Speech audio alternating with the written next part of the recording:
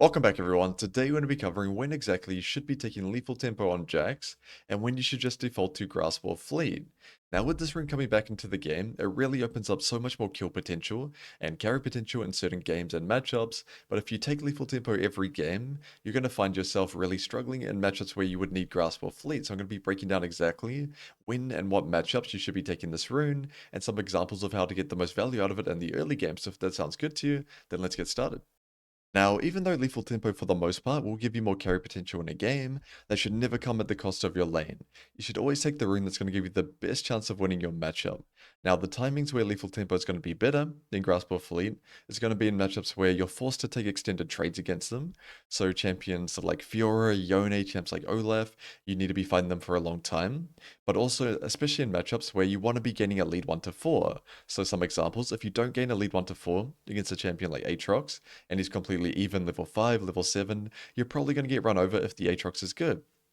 And similarly to a matchup like Yorick, if you don't get a lead pre-6, he gets his maiden down and he plays well, it's going to be very hard for you to gain an advantage against him until Triforce. So it's really important if you take tempo that you play the 1 to 4 very well. And if you take tempo in a matchup where you're already going to get prio, regardless of your lane, then you can have a lot of kill through on the bounce back with this rune. Now it's also going to be good in games where you need to be 1v1ing somebody in side lane. So most of the time, it's going to be the same because you're playing against the side laning champion for your matchup. Lethal Tempo up against Yorick is better in lane, better in side lane. Same with a lot of champions that are strong in side lane and also fight you a long time in the lane because champions that love short trades, typically they're not very good in side lane. So if you verse matchups where you need to be taking short trades, matchups like Kennen, matchups like Gragas, it's not so much you need a short trade, it's just you can't get a long trade. They have too much CC, too much mobility, they can disengage you really easily. In that situation, you should take grass. So if you're ever unsure what to do, I have got a little tier list in the next slide. But if you're thinking about it in Champion Select, and you can't quite remember by memory, you don't have time to crack open this video, then just think if this matchup's going to allow me to take a long trade against them, Lethal Tempo will be pretty good, but if it's a matchup where it's very difficult to do so because they're ranged or a tank with a lot of disengage, then most likely I'm going to be defaulting to Grasp or Fleet. Now, to make the blueprint even easier for you, I've made a tier list here of the exact matchups where I would take Lethal Tempo, Grasp, or Fleet. So you'll notice a common trend in the Lethal Tempo column. A lot of these champions are strong side laners, or they're champions where you want to be punishing them pre-6. So matchups like KO, matchups like Mordekaiser, matchups like Aatrox, you want to get a kill pre-6. Well, for Aatrox it's around level 5, ideally, but these champions come online with their ulti or later points in the lane, and the matchup can be quite tricky for you if you don't get your lead before that. So Lethal Tempo gives you a lot more kill threat during that 1 to 4, and you're going to get pushed in these matchups anyway, so you can always heavy trade, crash wave 3, grab your longsword, and look to kill them on the bounce back with that lethal tempo. Now some of them, the matchups aren't that easy early game, matchups like Olaf or Darius, however, in my experience the added kill threat from lethal tempo, and in some cases Ignite, is going to make it worth it. You want to be bursting these champions before the fight goes for too long, and with Grasp that can be quite tricky to do as your damage is so low, they can tank you for longer and get their 5 stacks on Darius or the extended fight on Olaf that they want, and then you're going to struggle. So Lethal Timber gives you added DPS, added burst, and you can look to burst them before the fight goes for too long. Now for Grasp, you'll notice the trend really hard to hit these champions more than once. If you jump onto Sin, she's going to flip you off. If you jump onto Na, he'll jump away. Jace will eat your way, you get the drill. But with Grasp, you can proc the Grasp onto them, get some trading, and then, of course, healing off Grasp, extra damage onto them. And these champions, for the most part, have pretty bad sustain. You can also run Demolish with Grasp pretty easily against matchups like Malphite or Zac. It can feel really good. You should take Demolish every game you take Grasp, but those matchups is going to be better for you than taking Demolish for, say, Jace, for example. You might not get as much value if the Jace is good, but the extra trading power from Grasp into lanes like Kennen or Jace is extremely valuable. Now, the ones where I've got Fleet, it's just the matchups where the added damage from Grasp isn't that valuable or really hard to get off. So Quinn, if you Q onto her, she's going to kick you away with E. You can almost never auto attack her if she's playing well. So Fleet is going to be better for you. And Aurora, even if you get Grasp onto her, if she's also got Grasp and Bow Plating and just kicks you in the head with her jump back spell, whatever it's going to be called, her E, I'm pretty sure, then you're going to really lose this trade anyway. So the added sustain from Fleet and the added movement speed, especially against lanes like Cassiopeia, Vayne, Aurora, is going to be very valuable for you. Now, the hardest part, you've probably already seen it, the matchups where you can take either. So there are two variables you should keep in mind before deciding in this column. And the first one, I want you to trust your preference. A lot of people prefer Grass, sorry. A lot of people prefer Lethal Tempo. So you need to be trusting your gut on what feels better for you in that matchup. If you ran Grass first Garen and it felt quite bad, or vice versa, you can swap to the other one and see which one you prefer. Because these are the matchups where both options are good. And some other variables, it really depends on the skill of the opponent you're playing against. So your elo bracket, how many good poppies you're against, or rumbles, stuff like things of that nature. Where if you verse extremely good rumbles, maybe you're playing in GM plus, you might want to go to Grasp. But if you're playing in a lower rank and all the rumbles are quite bad, or the poppies aren't good at using their W, then you'll get more value from lethal tempo. So this part, trust your personal preference. I'd say Riven is the most exciting one out of all of them because you can take Grasp and buffer your W through her CC. So if you feel really confident at doing that, buffering your W just before she Q3s or Ws you, then you can take Grasp. That'll be really good for trading. But if you're not confident that, you can just run lethal tempo, try to bash her down if she makes a mistake. It's really going to depend on your skill on Jax, the skill of your opponent. But if you're ever unsure which one to take, just trust your preference, go with which one you prefer, and matchups that you've played against in the past. And just in case you're unsure which Rune Page 2 run with Lethal Tempo, I have a couple of examples here, and as you can see, the yellow tree exactly the same both times. However, you can swap Presence of Mind out for Triumph if you're truly not feeling the nerf to cookies and not having mana problems. I do recommend having Presence or Mana Flow or both every game, having one mana rune, but if you truly don't have any mana issues, most likely you're playing your lane wrong, but you can take Triumph instead if that's the case. Now, with the secondary tree, either you take Resolve or Sorcery.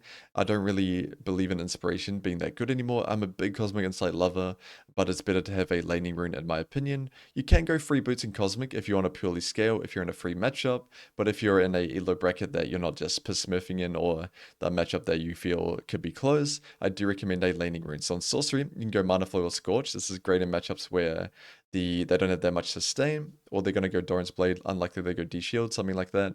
You can go Mana Flow and Scorch, but if you're against a champion with good sustain, or a champion with D-Shield second win, or maybe you just don't like Scorch that much, then you can go Mana Flow into Transcendence and just get some free ability haste. And for Resolve, the time you'll take that is of course going to be in matchups where Bone Plating is very valuable, or second wind is very valuable. So a matchup like Darius, Bone Plating would be great, and a matchup like Gangplank, if you want to take Lethal Tempo, instead of Grasp and play for some early kills, try to kill him before he gets enough money for a Sheen, then you can go second wind as well. I do recommend going Demolish over Overgrowth, but if you're really scared of the matchup, you always lose to it, you can go Overgrowth, but I want you to work on that lane, maybe watch a VOD of it and get better, because I do want you to start taking Demolish and carrying your games. Next up, we're going to be going through two examples of myself playing Lethal Tempo Jax on the new patch in Korean solo queue, and really showcasing the added power that Lethal Tempo will give you in an early game all-in especially. So here I'm playing up against an Aatrox, and real quick before we break down the matchup, I wanted to showcase a poorly made graphic of mine showing the damage that Lethal Tempo does in a level 4 all-in. So on this graphic, 10-second fight using 1Q, 1E2Ws, very realistic scenario. Now, this doesn't take into account the healing from Grasp, healing from Conqueror, things like that. Maybe if you take Grasp, you can get them lower before you get to that level 4 all-in, of course, but the extra DPS from Lethal Tempo can't be slept on. It's so much higher than the other runes, and it's going to make the difference in a lot of matchups, and it also scales better for your side lane 1v1, and in some cases team fighting as well. So we see here, I'm late to lane because of a level 1 fight. I did get a kill from it, so before you complain, hey, you got a Ruby Crystal, it's not fair. I lived with way more HP than the Ruby Crystal would ever give me, so it didn't really matter in this game. The Aatrox wasn't the one that died or anything like that, and you can see my XP didn't really change, so I'm going to be playing the matchup normal. In fact, I'm late to lane because of the level 1, so I'm actually at a little bit of a disadvantage here.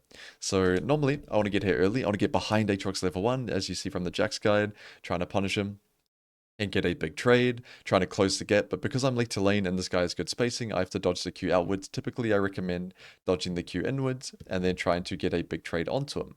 But we can see I do this just said now. It's not going to be as good because I closed the gap on Q2, not on Q3, but I know I'm going to be 3-wave crashing and basing 100% in this matchup.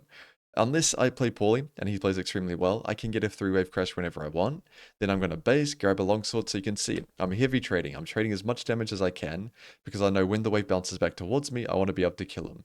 I've also taken Ignite. I'm a big fan of Ignite in two matchups like Aatrox or Left Darius we touched on before, because it gives you a lot of kill threat in the lane and it won't let the fight go for long enough to the point where they start out-sustaining you. So we can see he's respecting my QE, good on him. If your opponent's not, you should just jump onto them like this, and we're able to get a big trade, and then pre-juke his Q3, like we talked about in the laning guide. And now, I've got him to below half HP. I've set up the conditions for winning this lane, so now I'm just going to hard push Crash Wave 3 as fast as I possibly can and base. I don't want the wave to be here for any longer. If I push too slowly, he can just bunch the wave up here, wait for wave 4, and I'm slowing myself down by 30 seconds. I don't want that, because that's going to make it awkward. So a big reason you want a 3-wave crash and not 4-wave crash here, just really quickly, is if you 4-wave crash, wave 5 and 6 will bounce back, right? Which means the cannon wave is going to come back towards you. And cannon waves are a nightmare to trim and trade onto them, because they're so tanky and do so much damage. So you want to be crashing wave 3, and then you're able to punish them on the bounce back, exactly like we're going to do in this lane. So I base, I come back, I was a bit broke, I missed some farm, so I wasn't able to get a pot, I'm pretty sure, but now we can see. I've got my longsword, my D-blade, that's all I need. I've got lethal tempo, so now it's time to all in him. So here, he commits his E, so I go instantly. Normally, I'd trim this wave, look for level 4. He tried to force onto me because he knows he has to get this wave in, or he's going to die if I get level 4. So he tried to force it out, but because of my difference in power and lethal tempo, I'm able to just beat him down completely and ignite, of course, and it's not even close. So the Ruby Crystal didn't matter in the end. You can see plenty of HP to spare.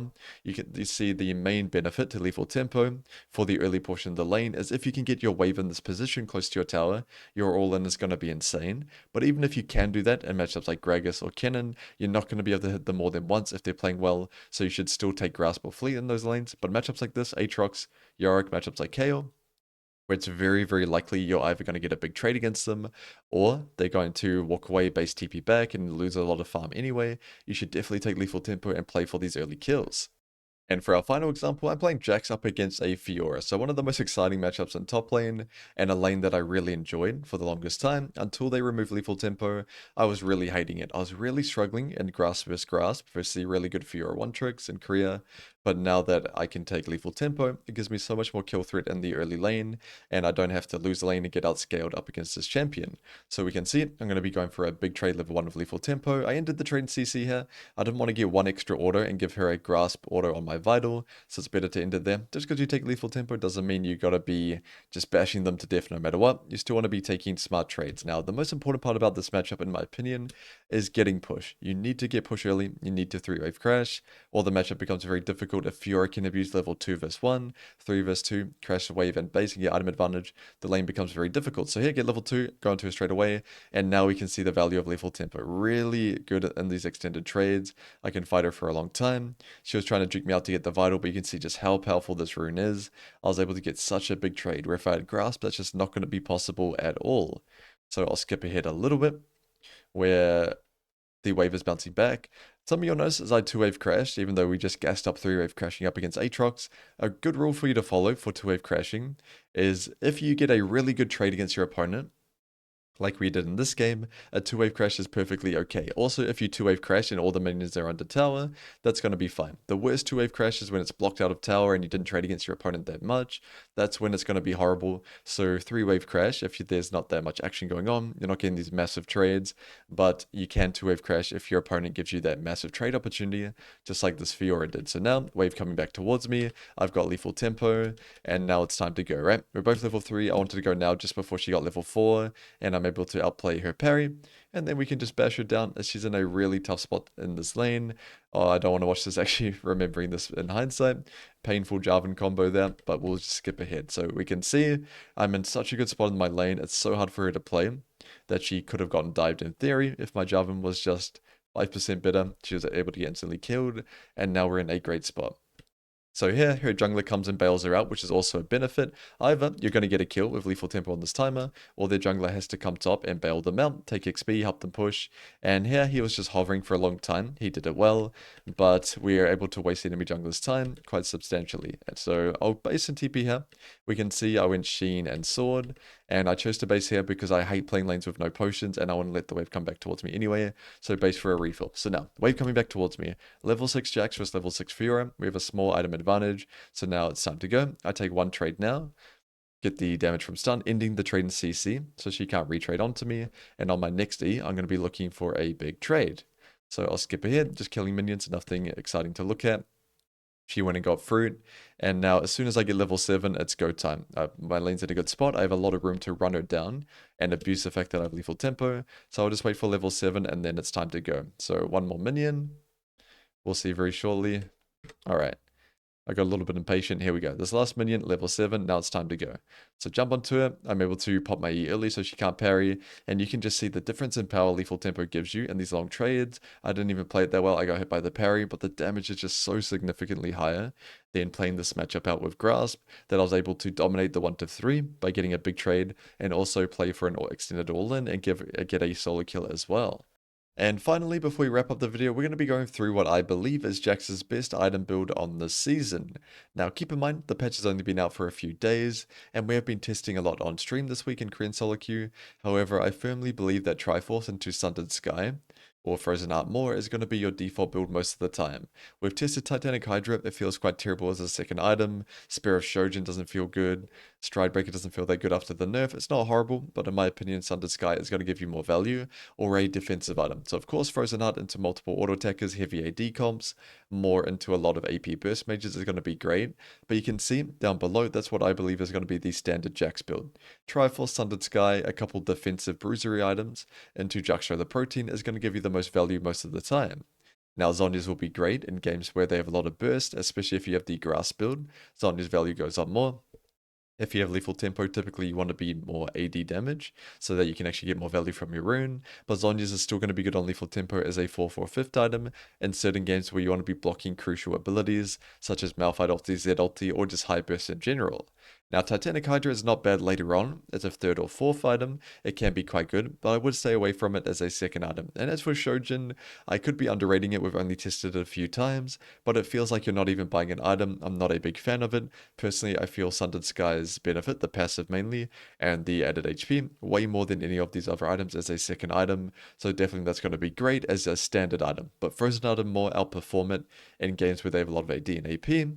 But typically your full build will look like the one down below. So you can use that as a guideline for now, and then when they change the items around, or as we get more data from more testing, then we can look to improve the build even more.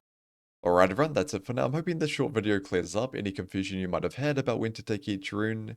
But if not, if you have any questions at all, feel free to let me know in the comments below. Or if you want to recommend me a video to make, which champion to cover, especially on the new season, let me know. I'll see what I can do, and I'll see you all next time.